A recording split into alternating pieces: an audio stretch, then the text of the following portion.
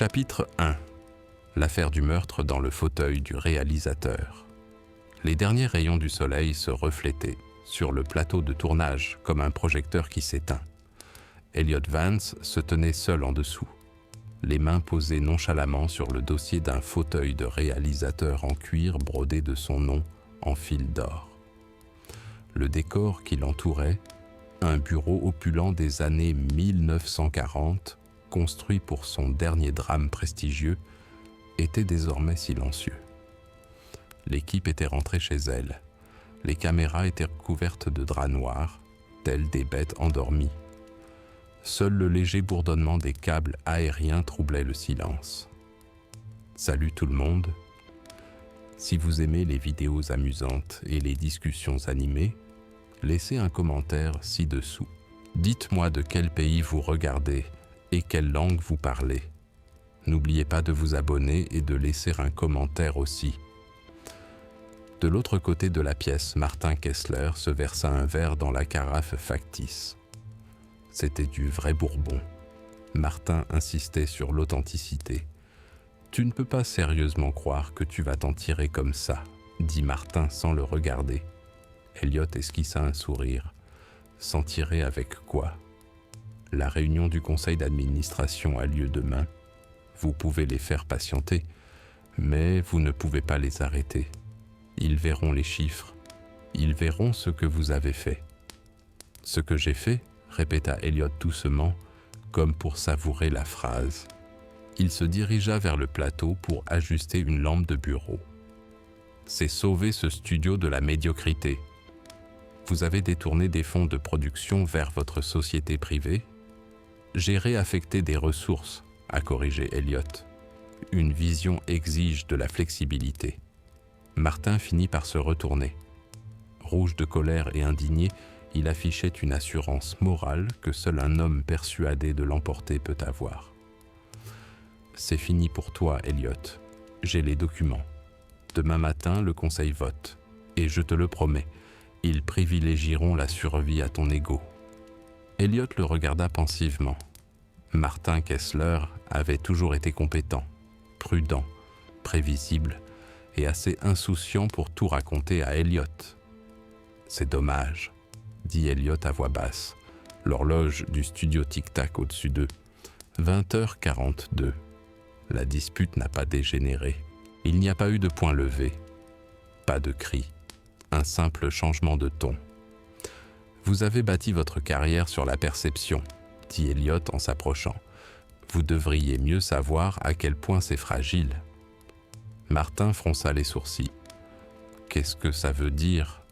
L'impact brutal de la réplique en bronze de l'Oscar fut rapide et sans fioriture. Martin s'est effondré contre le bureau, renversant la lampe. La lumière a vacillé, puis s'est stabilisée. Pendant un instant, Elliot se contenta de regarder. Ce n'était pas la rage qui l'envahissait, mais le soulagement. Il regarda sa montre. 8h44, 2 minutes de retard. Il s'accroupit, le pouls régulier, et appuya 2 doigts sur le cou de Martin. Rien. Le plan s'est déroulé avec la précision d'un storyboard. Il sortit une paire de gants en latex de la poche de sa veste. Il essuya soigneusement la réplique de l'Oscar et la remit dans l'armoire à accessoires.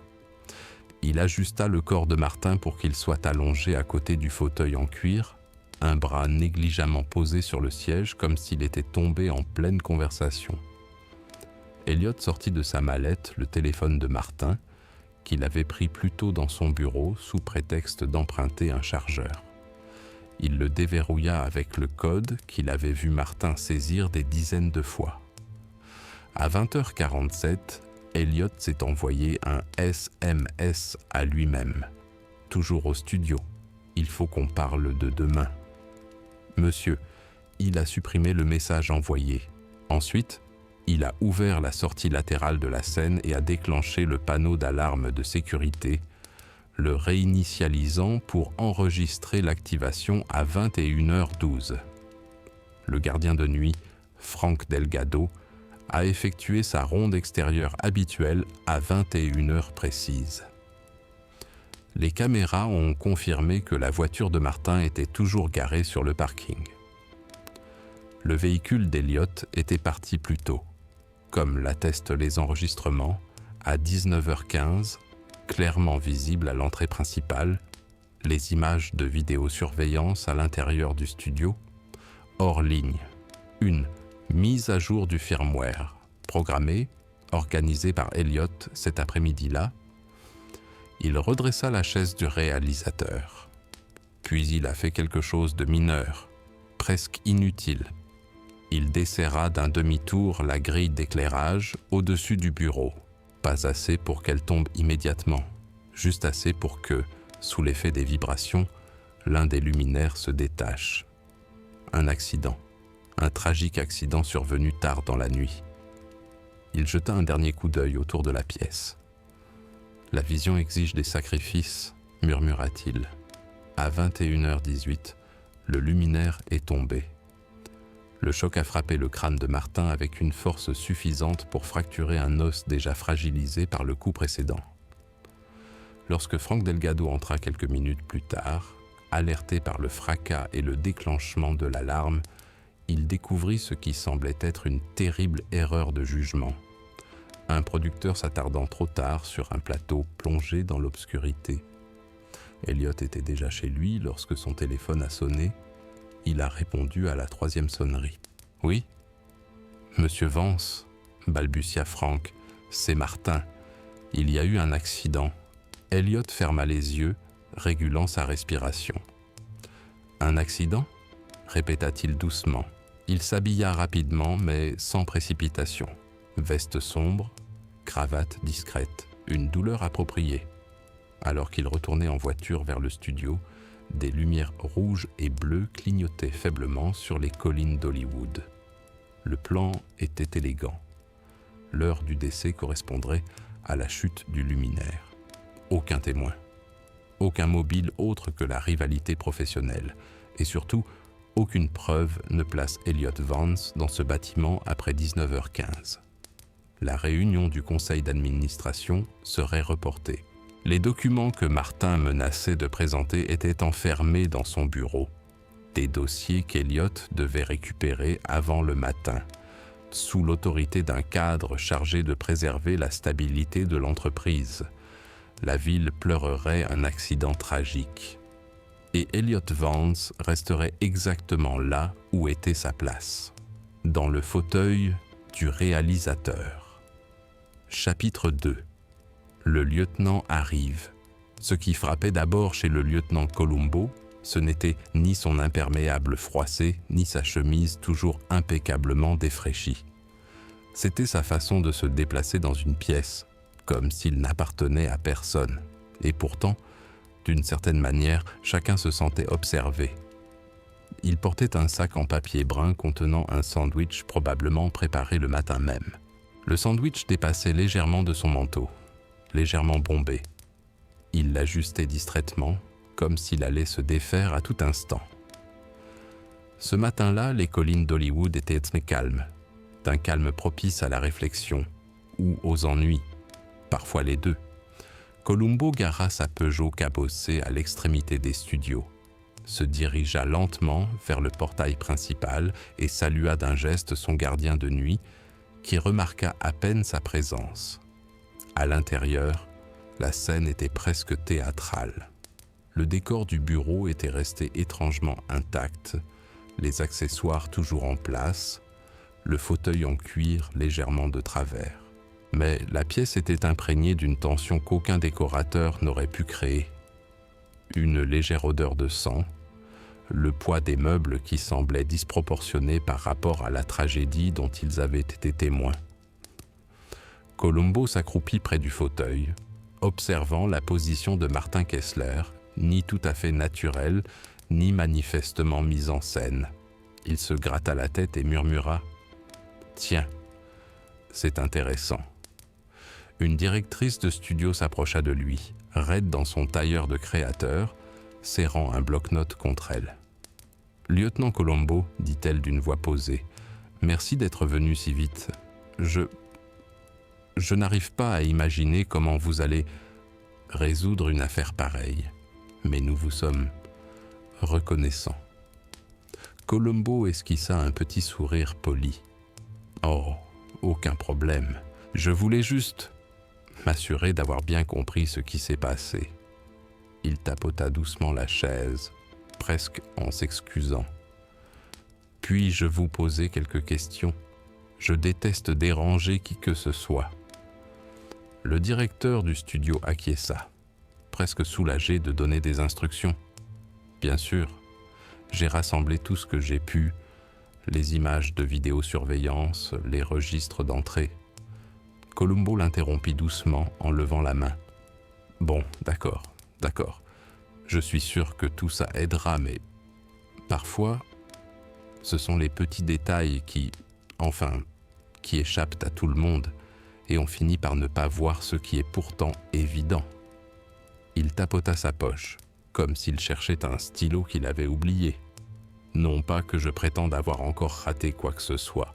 Juste, parfois ces choses-là, sa voix s'éteignit. Il se gratta l'oreille, un léger sourire aux lèvres. Il s'accroupit de nouveau près du corps de Martin, son regard s'attardant sur la légère tache le long de la manche de la veste. Colombo murmura entre ses dents. « C'est étrange. » Le médecin légiste arriva discrètement, un homme d'une 50aine d'années, aux mains expertes et au calme imperturbable. Colombo observa chacun de ses gestes, hochant poliment la tête lorsqu'il examina le corps. Traumatisme crânien dû à la chute d'un objet, a déclaré le médecin légiste. Il y a également des traces d'un choc contondant antérieur, peut-être quelques minutes auparavant. Cela pourrait avoir contribué au décès, mais la chronologie est difficile à établir. Il pourrait s'agir d'un accident, ou non. Colombo se pencha plus près, les yeux plissés. « Accidentel, dites-vous » Eh bien, répondit le médecin légiste, nous en saurons plus après les analyses toxicologiques et l'autopsie complète.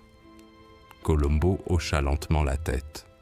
Bien sûr, j'aime toujours attendre les détails. Ils finissent toujours par se révéler. Il se leva et commença à arpenter lentement le plateau, jetant un coup d'œil distrait à chaque accessoire.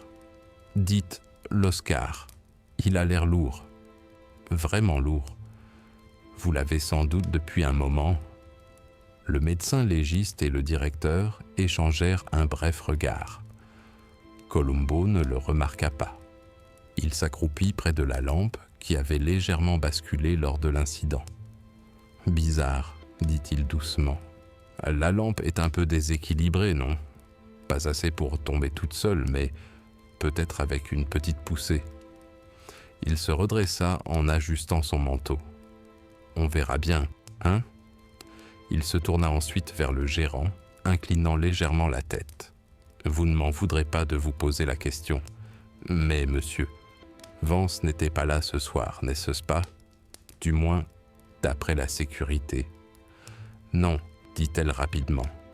Il est parti il y a des heures. Il est rentré chez lui. Il n'aurait pas pu. » Elle marqua une pause, avalant sa salive. Enfin, il était sur les caméras du portail, j'en suis certaine. Colombo hocha la tête, l'air pensif. Il se gratta de nouveau la tête. Bien sûr, les caméras ne mentent pas. Enfin, en général. Il esquissa un sourire, comme s'il réalisait avoir dit une bêtise. Vous savez, ma femme s'inquiète toujours pour moi. Elle dit que je me fourre dans des situations inextricables, mais je lui réponds. « Regarde, ma chérie, tu verras bien. » Il se leva en époussetant son manteau. J'aime comprendre le rythme des choses, la façon dont les gens bougent, les petites habitudes, vous savez. On croit avoir tout compris. Et puis, les petits détails nous prouvent le contraire. Il se dirigea vers la porte, s'arrêtant un instant pour jeter un dernier coup d'œil au décor. Bref, ne faites pas attention à moi. Je vais jeter un coup d'œil par-ci par-là, poser une question par là, une autre plus tard. Juste, Vous savez, des petites choses, ça finit par compter. Alors qu'il sortait, le gardien le regarda s'éloigner, partagé entre la confusion et un léger amusement. Columbo s'appuya contre le portail, tapotant de nouveau le sac en papier de son sandwich. Un endroit intéressant. Hollywood, beaucoup de talent, beaucoup d'ego, et parfois, les choses dérapent un peu. Il salua son reflet dans les portes vitrées d'un geste de la main. Silencieusement, méthodiquement, le lieutenant Columbo entreprit de reconstituer le puzzle invisible. Les pièces étaient éparpillées. L'image était incomplète, mais tandis qu'il s'éloignait, mâchouillant le bord d'un emballage de sandwich, il ressentit cette familière tension de l'anticipation. Ce petit frisson patient d'attendre que le défaut apparaisse, parce qu'il savait, comme toujours, que ce serait le cas. Chapitre 3. Ombre dans le studio. Columbo retourna au studio le lendemain matin, à une heure si matinale que la ville semble figée, comme si elle retenait son souffle. Le studio était silencieux, hormis un fourgon de sécurité solitaire, moteur tournant, près du portail. Son conducteur sirotait un café par la vitre entr'ouverte. Columbo se dirigea tranquillement vers le plateau principal, les mains enfoncées dans les poches, son imperméable flottant légèrement à chaque pas. Il paraissait fatigué, mais une vigilance discrète brillait dans son regard, comme celle d'un homme qui remarque des détails que la plupart des gens ne voient pas. À l'intérieur, le décor offrait un tout autre aspect à la lumière du jour.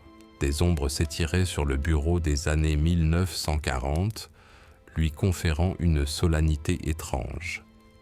Le fauteuil en cuir, jadis imposant, paraissait désormais fragile, presque vulnérable.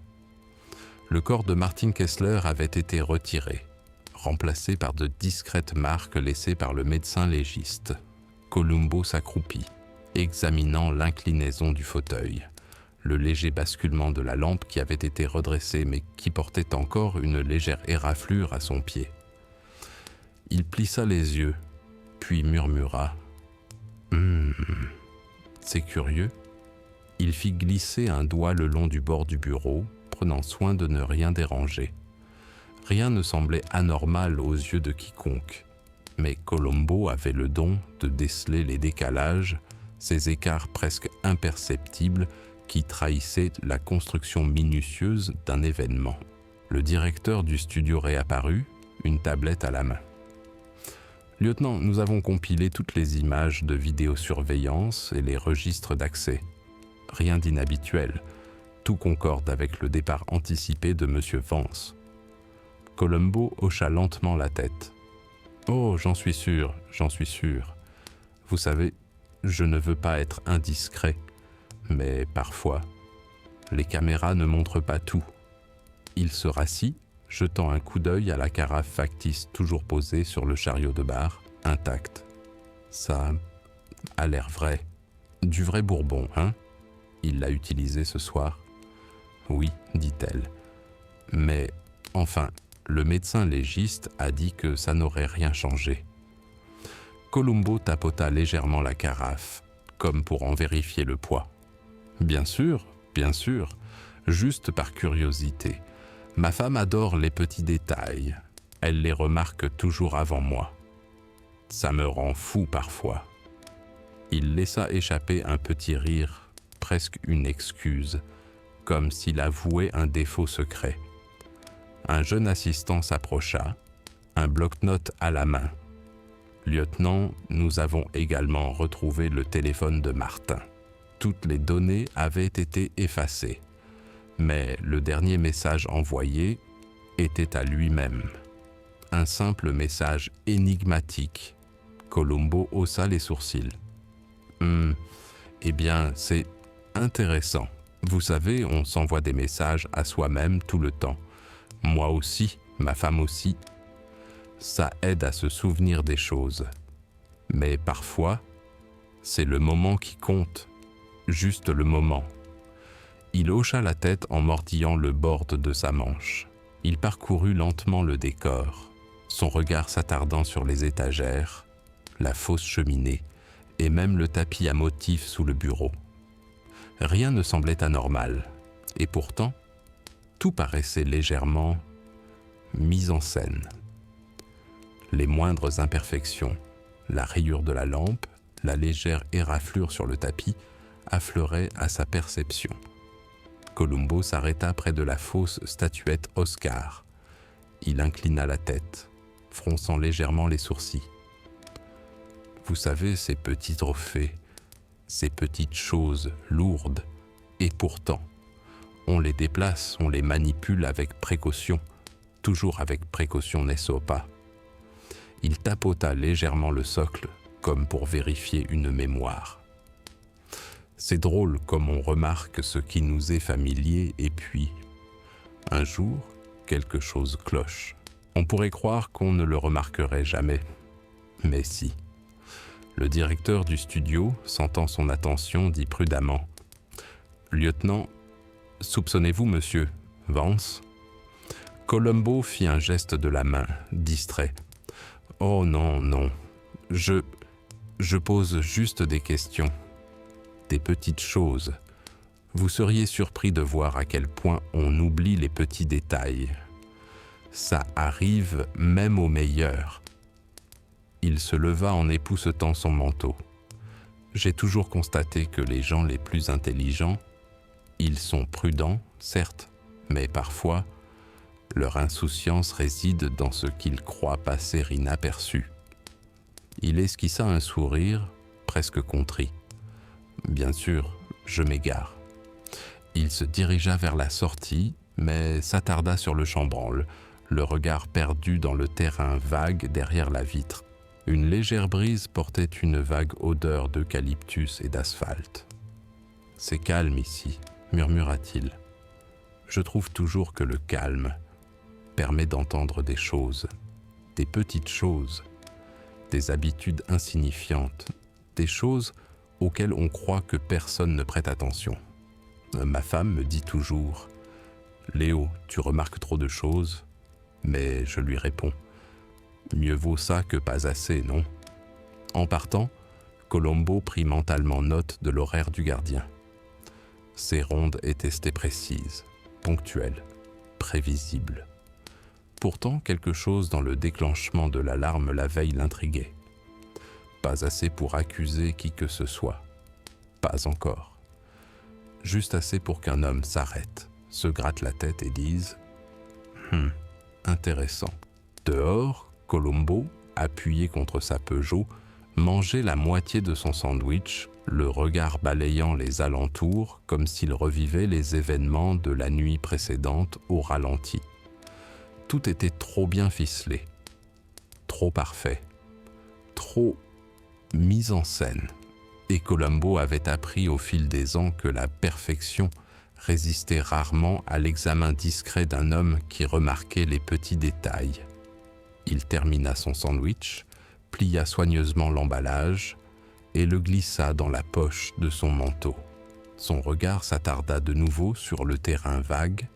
Une chose était sûre, quelqu'un avait été trop malin, et le lieutenant Columbo était sur le point de trouver le petit fil qui permettrait de le démêler. Chapitre 4. Conversation et contradiction. Columbo revint au studio cet après-midi-là, non pas avec précipitation, mais avec un calme mesuré qui semblait ralentir le rythme de la journée. Le plateau était plus silencieux que d'habitude, la plupart des techniciens étant déjà partis. Seul le directeur du studio et quelques assistants subalternes rôdaient encore, tels des ombres nerveuses. L'imperméable de Columbo effleura les murs du décor lorsqu'il entra dans le bureau des années 1940, son regard parcourant les accessoires avec une douce curiosité. Il s'accroupit près du fauteuil de réalisateur, effleurant du bout des doigts l'accoudoir poli. « Vous savez, murmura-t-il, plus pour lui-même que pour quiconque, les fauteuils comme celui-ci, ils en disent long. Où se posent habituellement les mains, comment on répartit son poids, des petites habitudes auxquelles on ne prête pas attention. Il se redressa lentement, se grattant la tête, comme s'il cherchait à se souvenir d'un détail insignifiant. C'est fou comme on oublie ce qu'on fait tous les jours, même les plus brillants. Le responsable du studio s'approcha prudemment, une tablette à la main. « Lieutenant, nous avons enregistré toute l'activité du bâtiment de la nuit dernière. Les caméras, les alarmes, tout correspond à la chronologie que nous avons déjà fournie. Il n'y a aucune incohérence. » Colombo hocha la tête en fronçant légèrement les sourcils. « Oh, j'en suis sûr. C'est pour ça que j'aime bien parler aux gens.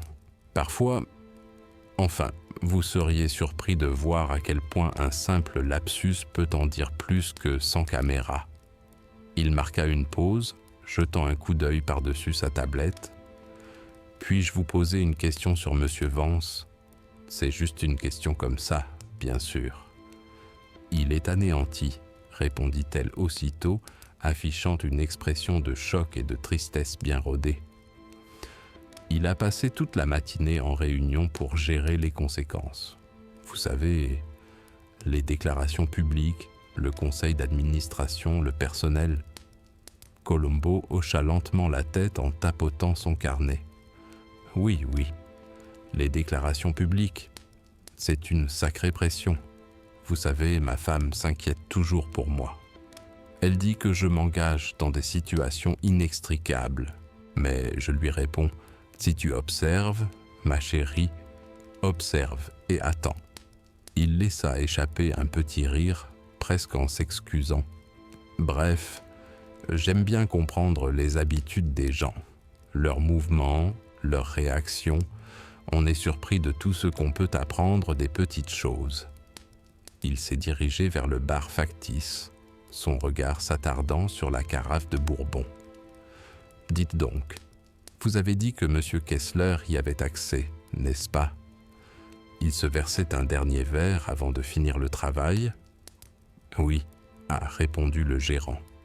Mais le médecin légiste a dit que cela n'aurait pas influencé la cause du décès. C'était mineur. Colombo s'accroupit pour examiner le sol près de la plinthe, ses yeux suivant les légères éraflures laissées par la lampe qui avait basculé. Tiens, c'est bizarre. On pourrait croire qu'une simple éraflure n'a pas d'importance. Mais parfois, elle révèle exactement ce qu'il faut savoir. Il se releva en inclinant la tête. Je n'accuse personne. Ce ne sont que des observations. L'assistant est revenu, carnet à la main. « Lieutenant, nous avons également recueilli les témoignages d'hier soir. Tous confirment être partis tôt, aucun bruit inhabituel, rien d'anormal, jusqu'au déclenchement de l'alarme. » Colombo hocha la tête en marmonnant. « Rien d'anormal, c'est étrange, non ? On suit toutes les étapes, tout semble parfait. Jusqu'à ce qu'un petit détail cloche. » Il se frotta le menton, pensif. « Je ne vous accuse pas. Attention. » Je réfléchis à voix haute. Il s'avança vers la porte, s'arrêtant un instant, comme saisi par une pensée fugace. « Vous savez, Monsieur Vance, un homme intelligent, vraiment très intelligent. On s'attendrait à ce qu'il ait tout prévu, parfaitement en place. Mais parfois, l'intelligence est un piège. Ma femme me dit toujours, « Léo, ne te prends pas trop la tête. » Mais je lui réponds, « Non, ma chérie. C'est justement en réfléchissant trop qu'on se sauve parfois. » Il jeta un coup d'œil à la chaise, puis à la lampe, puis à la carafe. Chaque objet semblait anodin aux yeux des autres, mais Colombo avait le don de percevoir la tension qui se dégageait des petits agencements, la symétrie presque imperceptible d'une scène soigneusement mise en scène. « Vous seriez surpris de ce qu'une personne révèle sans le savoir, » dit-il doucement. Elle parle, elle s'agite, elle oublie. Le responsable se redressa, mal à l'aise. « Lieutenant, vous insinuez quelque chose ?» Colombo esquissa un sourire, presque timide. « Oh non, non, je pensais juste au timing. à des petites choses, comme les horloges, les bruits de pas, les habitudes. Vous savez, ma femme, elle remarque toujours quand j'oublie quelque chose. Et elle a souvent raison. C'est fou comme le plus petit détail saute aux yeux quand on n'y fait pas attention. Il se dirigea d'un pas nonchalant vers la sortie, mais s'attarda sur le seuil, son regard balayant le parking. Il s'arrêta pour observer un technicien déplacer un pied de projecteur avec une minutie extrême. « Vous voyez ça ?» murmura-t-il. « On n'y prêterait pas attention. Mais chacun a ses propres gestes, de petites habitudes, de subtils rythmes. Parfois, ils en disent plus long que les mots. » Dehors, appuyé contre sa Peugeot, il mâchouillait le bord d'un emballage de sandwich, observant les reflets du soleil matinal sur les vitres du studio. Son regard se perdit sur le terrain vague, imaginant les mouvements de la nuit précédente. Personne ne l'avait vu, et pourtant, il avait tout observé. Les lèvres de Columbo se pincèrent. Il savait que la scène était mise en scène, d'une précision trop parfaite. Et il savait aussi, comme toujours, que la perfection résiste rarement à une observation prolongée. Il plia soigneusement l'emballage de son sandwich et le glissa dans la poche de son manteau. La tension palpable qui régnait l'enveloppait comme un voile. Au sein de cette performance impeccable, un fil était tiré, et Columbo comptait bien le découvrir.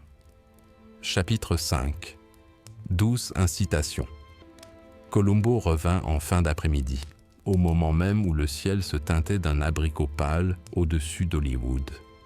Le studio était de nouveau silencieux, loin de l'effervescence habituelle, comme un théâtre après le dernier rideau.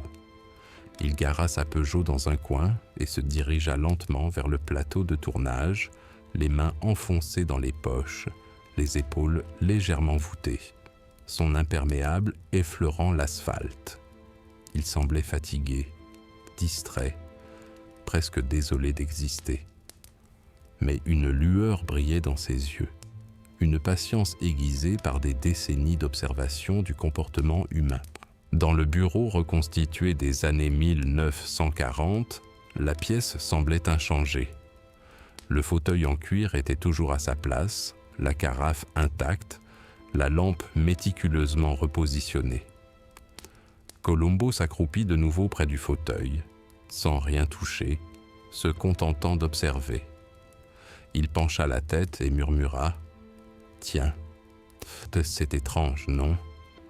Comme certaines choses paraissent normales, et pourtant, il y a quelque chose qui cloche. » La responsable du studio arriva, serrant sa tablette contre elle comme un bouclier. « Lieutenant, nous avons mis à jour les journaux de sécurité. Il n'y a rien de nouveau. Les caméras, les journaux d'accès, tout correspond aux informations que nous vous avons déjà fournies. » Columbo hocha lentement la tête. « Oh, je sais. Je ne veux pas vous importuner.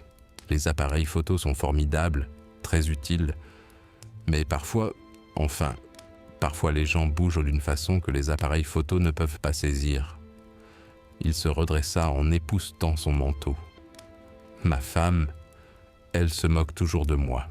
Elle dit que je suis trop observateur. Mais je lui réponds que remarquer les petits détails permet d'éviter les grands. » Il s'approcha du bar factice, les yeux rivés sur la carafe.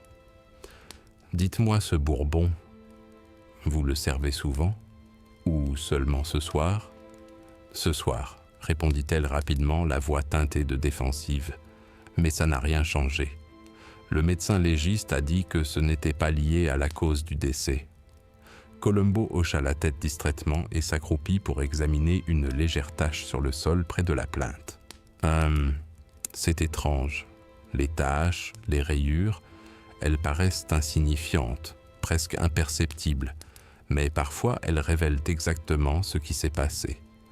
Je ne suggère rien d'inhabituel, juste des observations. » L'assistant est revenu avec un bloc-notes. « Lieutenant, nous avons également compilé les entretiens d'hier soir. Tout le monde est parti à l'heure, Rien ne semblait anormal jusqu'à ce que l'alarme se déclenche. Columbo se gratta la tête en observant son assistant. Rien d'anormal, hein? C'est drôle, non? On croit que si tout est parfait, alors rien ne peut mal tourner. Mais les petits détails, les petites habitudes trahissent souvent les plans les mieux conçus. Ma femme, elle me dit toujours « Léo, fais attention aux petits détails ». Je lui réponds « C'est comme ça qu'on repère les failles avant tout le monde ». Il s'avança vers la porte et s'arrêta, jetant un dernier regard au décor. Monsieur Vance, un homme intelligent, vraiment perspicace. On pourrait croire qu'il a tout prévu, mais l'intelligence, eh bien, parfois, elle nous empêche de voir l'évidence. Ma femme, elle se moque toujours de moi parce que je réfléchis trop. Mais je lui dis, bien réfléchir permet d'éviter les erreurs. Il s'avança lentement vers la fenêtre, les mains dans les poches, le regard scrutant le plateau. Un technicien déplaçait un pied de projecteur avec une précision méticuleuse. Columbo inclina la tête, fronçant légèrement les sourcils. « Vous voyez ça ?» murmura-t-il. De petits mouvements, de minuscules rythmes, parfois ils en disent plus que les mots. On oublie ce qu'on fait tous les jours, jusqu'à ce que quelqu'un le remarque. Il retourna tranquillement vers le fauteuil, s'accroupit de nouveau et examina l'angle de la lampe. Elle avait été redressée, parfaitement alignée, mais pas naturellement. La légère éraflure à la base attira de nouveau son attention. Intéressant, murmura-t-il. On croit que quelque chose est parfait. Et pourtant on voit ça. Ça révèle la vérité en quelque sorte. Le directeur le regardait avec anxiété. « Lieutenant, vous suggérez que Monsieur Vance... » Columbo fit un geste vague de la main, esquissant un sourire, presque en s'excusant. « Oh non, non, je ne sous-entends rien. J'aime juste comprendre le rythme des choses. Comment les gens bougent, les habitudes qu'ils oublient. Vous seriez surpris de tout ce qu'on peut apprendre de ça. Ma femme... Elle remarque toujours ce qui m'échappe. C'est drôle, non? Les petits détails. » Il se redressa, ajusta son manteau et se dirigea lentement vers la sortie. Il s'arrêta sur le seuil, jetant un dernier regard au bureau. « Je reviens. Juste quelques questions maintenant, quelques questions plus tard. Des détails. Ça finit par compter. Vous verrez. » Dehors, appuyé contre sa Peugeot, Columbo mâchouillait distraitement le coin d'un emballage de sandwich. Son regard balaya le parking désert. Tout, dans cette nuit d'incidents, avait été trop parfait, trop précis, trop soigneusement mis en scène. Et pourtant, il le savait, il y avait un défaut. Quelque part, il plia soigneusement l'emballage du sandwich, le glissa dans sa poche et se dirigea lentement vers le portail. Le soleil se couchait derrière les collines, projetant de longues ombres sur le terrain, créant une tension sourde presque palpable. Columbo le sentait au plus profond de lui-même. Le crime parfait comportait toujours une faille, aussi infime soit-elle, aussi imperceptible soit-elle. Et il était assez patient pour l'attendre, car lorsqu'il se manifesterait, il le remarquerait. Chapitre 6. La zone de confort du tueur Columbo arriva au studio en milieu de matinée, son habituel sac en papier brun d'où dépassait un sandwich légèrement écrasé. Il traversa lentement le studio, son imperméable flottant à chaque pas assuré, son regard parcourant nonchalamment le bâtiment comme s'il n'avait aucune raison d'être là. Mais intérieurement, son esprit cogitait discrètement, assemblant des fragments d'observation en schéma que personne d'autre n'avait remarqué. Il entra dans le bureau aménagé dans le style des années 1940 et s'arrêta sur le seuil, observant la pièce. Le fauteuil en cuir, désormais lustré et bien droit, dominait l'espace. La lampe brillait sur le bureau, sans la moindre éraflure, hormis la légère marque à son pied que Colombo avait remarquée quelques jours auparavant. La carafe était restée intacte, son contenu ambré reflétant les rayons du soleil matinal à travers la fenêtre. Tout paraissait normal, ordonné, confortable, presque trop confortable. « Bonjour », murmura Colombo en saluant poliment le directeur du studio. Il s'accroupit de nouveau près du fauteuil et effleura son accoudoir du bout des doigts. Vous savez, parfois on se sent tellement bien dans sa bulle qu'on oublie de faire attention aux petits détails. Le responsable déglutit nerveusement. Lieutenant, je crois que tout a déjà été enregistré.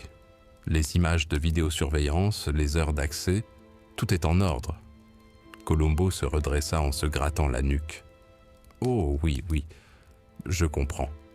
Les caméras sont formidables, utiles. Mais vous savez, les gens en disent plus que les machines. Les petites habitudes, les routines infimes. Ma femme, elle remarque toujours ce qui m'échappe. Et elle a souvent raison. Il s'approcha nonchalamment du bar factice, se penchant légèrement pour examiner la carafe. Dites, ce bourbon, vous le buvez souvent ou seulement de temps en temps? Ce soir seulement, a rapidement précisé le gérant. Cela n'a pas contribué au décès. Le médecin légiste l'a confirmé. Colombo s'accroupit de nouveau près de la lampe, les yeux plissés devant la légère égratignure. Tiens, c'est drôle comme certaines égratignures, presque insignifiantes, n'est-ce pas? Et pourtant, elles racontent une histoire. Non pas que je suggère quoi que ce soit, juste des observations.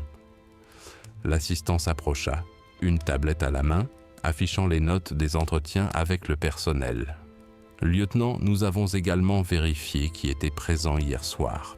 Tout le monde est parti à l'heure. Rien d'inhabituel ne s'est produit jusqu'au déclenchement de l'alarme. Colombo pencha la tête, mâchouillant distraitement le coin de l'emballage de son sandwich. Rien d'inhabituel, hein? C'est drôle. Les gens pensent que si tout a l'air parfait, rien ne peut mal tourner. Mais les petits détails, les petites habitudes, en disent souvent plus long que les mots. Ma femme, elle me dit toujours de ralentir, de faire attention aux petits détails. Je le fais. Et elle a toujours raison. Il se leva et arpenta lentement la scène, les mains dans les poches, comme s'il examinait une pièce de théâtre. Monsieur Vance, un homme intelligent, vraiment perspicace. On pourrait croire qu'il maîtrise tout, mais l'intelligence peut aveugler. C'est étrange. Ceux qui se croient intouchables sont souvent ceux qui laissent les plus petites failles. Il s'arrêta de nouveau devant le fauteuil du réalisateur, s'appuyant légèrement contre l'accoudoir. J'aime bien mettre les gens à l'aise. Ça les fait parler, ça les fait bouger, ça leur fait oublier les petits détails. Je ne sais pas pour vous, mais j'ai vu beaucoup de gens intelligents faire ça. Ma femme, elle se moque parfois de moi, elle dit que je suis trop observateur. Mais je lui réponds que remarquer les petites choses, c'est comme ça qu'on voit ce que personne d'autre ne voit. Il s'approcha de la fenêtre, les yeux scrutant le parking, les ombres des engins s'étirant sur l'asphalte. « Tu vois ça ?» murmura-t-il. « Tes petites habitudes, tes bruits de pas, le timing. On oublie ce qu'on fait tous les jours, jusqu'à ce que quelqu'un y prête attention. Tu serais surpris de ce qu'on remarque quand on observe. » Colombo retourna à son fauteuil et s'accroupit de nouveau, examinant la légère éraflure sur le tapis. Il en suivit le contour du bout du doigt, comme pour vérifier un souvenir. Intéressant. On pourrait croire qu'un détail aussi insignifiant n'a aucune importance. Mais parfois, c'est là que réside l'histoire. La responsable s'éclaircit la gorge. « Lieutenant, Vous remettez en question la version de Monsieur Vance ?» Columbo secoua la tête, esquissant un sourire, presque en s'excusant. « Oh non, non, pas du tout. Je suis juste curieux. Les petites choses, elles en disent plus long que les grandes. Vous seriez surpris. Ma femme, elle me dit toujours « Léo, tu en vois trop. » Je lui réponds « Mieux vaut en voir trop que pas assez. » Il se leva lentement, ajusta son manteau et se dirigea vers la sortie. Il s'arrêta, jetant un dernier regard au plateau, puis au terrain vague au-delà des fenêtres. « Je reviens, » dit-il doucement. « Quelques questions maintenant, quelques questions plus tard. Des petites choses. Ça finit par compter. Vous verrez. » Dehors, Columbo, appuyé contre sa Peugeot, mâchait son sandwich, le regard balayant une dernière fois les alentours. L'atmosphère était pesante, presque chargée d'attente, comme si le studio lui-même retenait son souffle.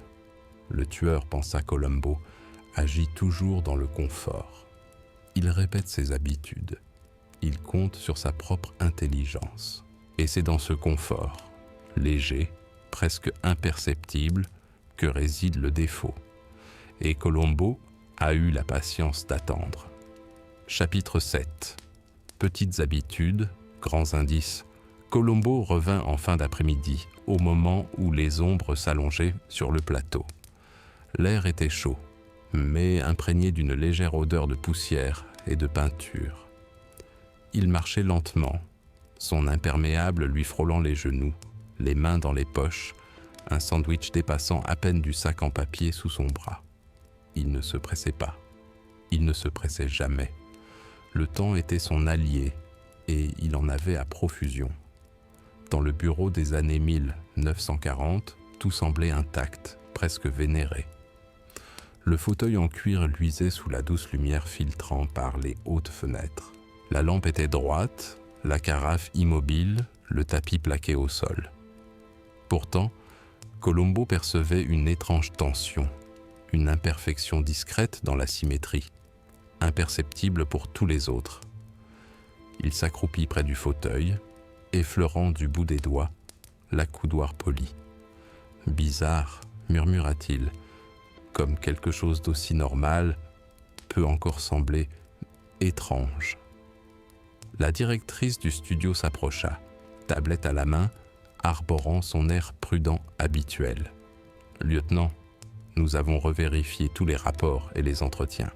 Rien de nouveau à signaler. Tout le monde confirme le déroulement des événements. Tout concorde avec le départ anticipé de M. Vance hier soir. » Columbo hocha lentement la tête en se grattant le crâne et en mordillant le bord de sa manche. « Oh oui, oui, les caméras et les journaux de bord, c'est utile, bien sûr. Mais vous seriez surpris de tout ce qu'on peut apprendre simplement en parlant ou en remarquant les petits détails. Ma femme dit toujours que je réfléchis trop. Mais parfois, trop réfléchir est le seul moyen de saisir les petites choses. » Il s'approcha du bar factice, se penchant légèrement, les doigts effleurant la carafe. « Dites, du bourbon. Monsieur Kessler l'a servi lui-même ce soir ? Ou quelqu'un d'autre ? » « Ce soir seulement, » répondit rapidement le gérant. Mais cela n'a rien changé. Le médecin légiste l'a confirmé. Columbo s'accroupit de nouveau près de la lampe. Une légère égratignure sur son socle attira son attention. Il pencha la tête. « Intéressant. On pourrait croire qu'une égratignure comme ça n'a aucune importance. Mais parfois, c'est là que se cache l'histoire. Je n'accuse personne, ce ne sont que des observations. » L'assistant revint, carnet à la main. « Lieutenant, nous avons également revérifié les registres de sécurité. L'alarme s'est déclenchée précisément à 9h12. Le gardien de nuit a confirmé sa ronde. Rien d'inhabituel jusqu'à l'accident. » Columbo hocha la tête, les lèvres pincées, l'air pensif. « Rien d'inhabituel, hein ? C'est drôle, non ? On croit que si tout est parfait, rien ne peut mal tourner. Mais les habitudes, les petites routines, elles en disent souvent plus que les mots. Ma femme, elle me dit de ralentir, de remarquer les petits détails, et elle a toujours raison. Il s'approcha de la fenêtre, son regard parcourant le terrain vague. Il observa une jeune technicienne qui ajustait un pied d'éclairage. La précision de ses gestes attira son attention. « Tu vois ça ?» murmura-t-il. « Les petites habitudes, les routines. Tu serais surpris de tout ce qu'elles révèlent. On oublie ce qu'on fait tous les jours, jusqu'à ce que quelqu'un y prête attention. » Columbo retourna à son fauteuil de réalisateur et s'accroupit de nouveau, examinant la légère éraflure sur le tapis et le léger décalage de la plainte. Tiens, des détails si insignifiants, on pourrait croire que ça n'a aucune importance. Et pourtant, c'est parfois là que se cache la vérité. Il se redressa en époussetant son manteau. La directrice s'éclaircit la gorge. « Lieutenant, vous... » interrogeait M. Vance. Columbo secoua la tête, esquissant un sourire presque contrit.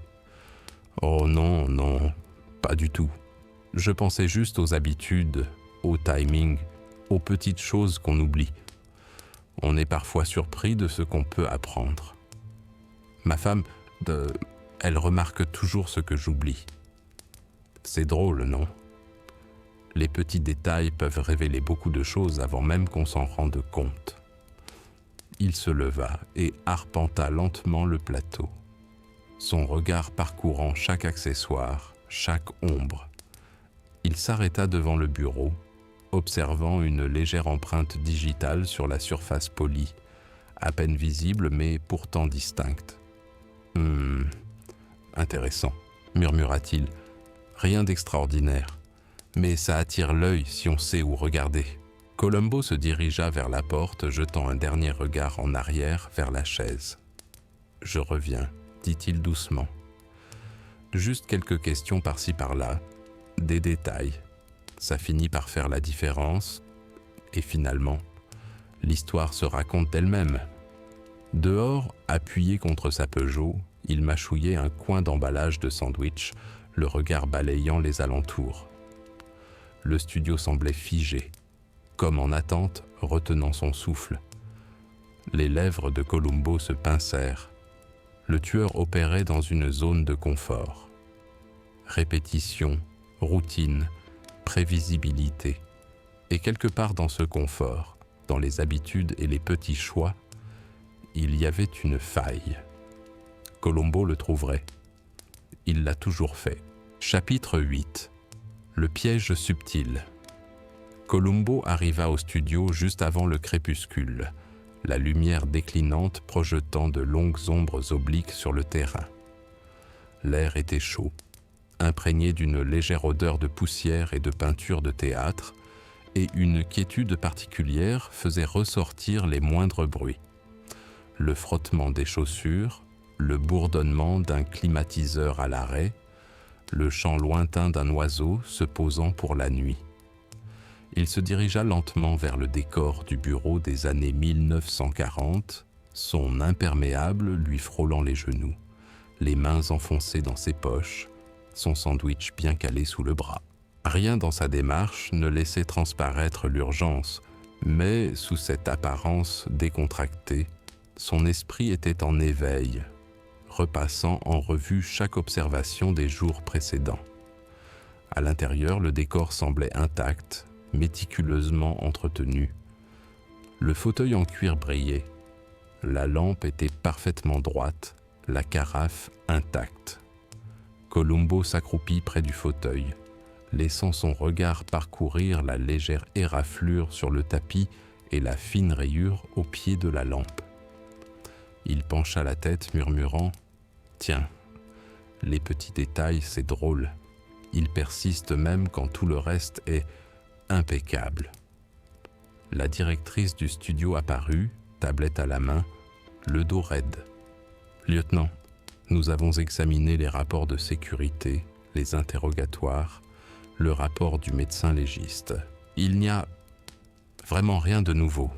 Tout correspond à ce que nous avons déjà signalé. Columbo hocha lentement la tête en se grattant la nuque. « Oh oui, oui, je comprends. Les journaux de bord sont utiles.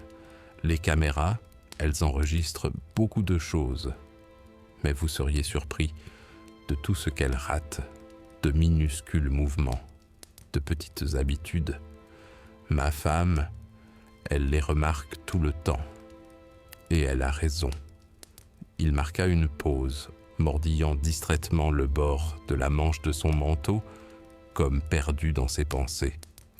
Il s'approcha du bar, effleurant du bout des doigts la carafe. Disons, du bourbon. C'est Monsieur Kessler qui l'a servi lui-même, n'est-ce pas? Oui, répondit rapidement le gérant. Mais cela n'a pas contribué à la cause du décès. Le médecin légiste l'a confirmé.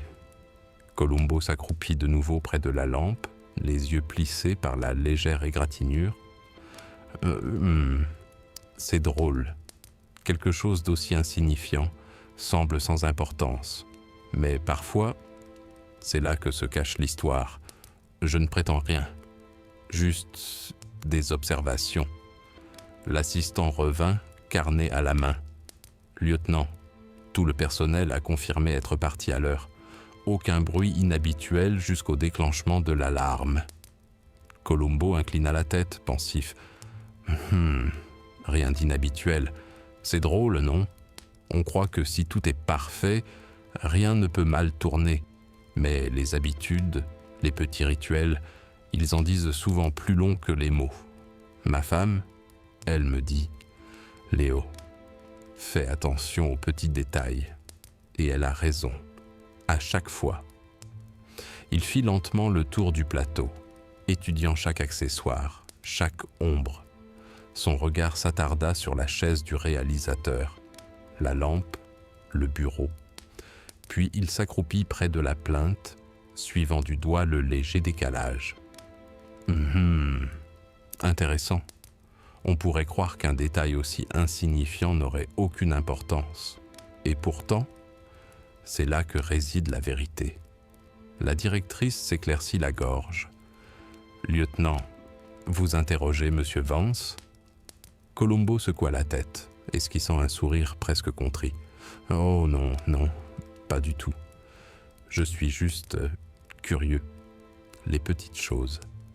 Le timing, les habitudes, les petits détails qu'on oublie. Vous seriez surpris de tout ce qu'on apprend. Ma femme, elle remarque tout ce qui m'échappe.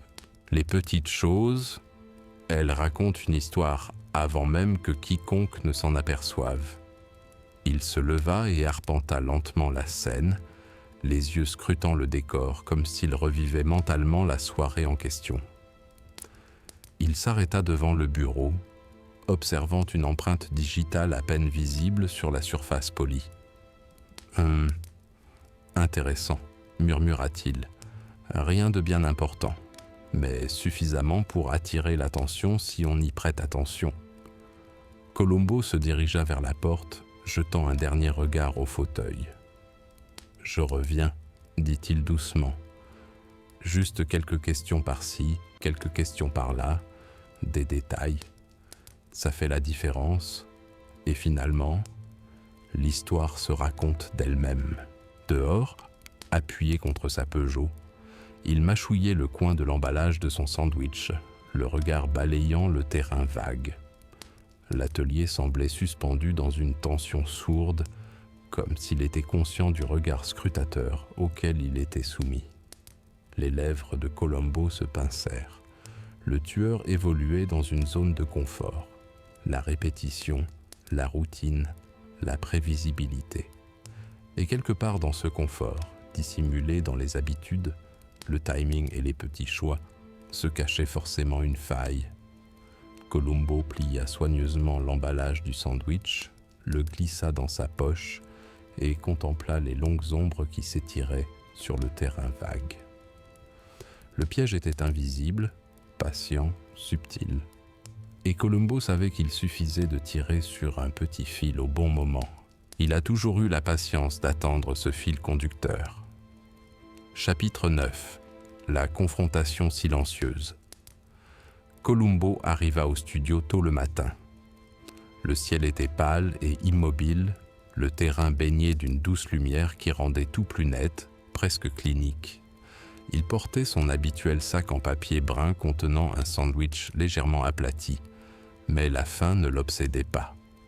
Aujourd'hui, il le savait. Quelque chose allait changer. Un tout petit peu, mais suffisamment pour que toutes les pièces du puzzle commencent à s'assembler. Dans le bureau des années 1940, Elliot Vance se tenait près du fauteuil de réalisateur, les mains légèrement posées sur ses accoudoirs polis. Son expression était calme, assurée, mesurée. La lumière du soleil scintillait sur la carafe du chariot de bar. La lampe était parfaitement droite et chaque accessoire semblait exactement à sa place. Pour n'importe qui d'autre, c'était impeccable. Pour Columbo, c'était révélateur. « Bonjour, monsieur Vance », dit doucement Columbo en soulevant son chapeau. « J'espère ne pas vous déranger. Juste quelques questions supplémentaires, c'est tout. Je vous promets que je ne serai pas long. » Elliot esquissa un sourire poli. « Lieutenant, bien sûr. Entrez, je vous prie. J'ai examiné les rapports moi-même. Il semble que la situation soit regrettable. » Columbo déambulait lentement sur le plateau, comme s'il examinait chaque détail pour la première fois. Son regard s'attarda sur le pied de la lampe, la légère éraflure sur le tapis, le subtil alignement de la chaise.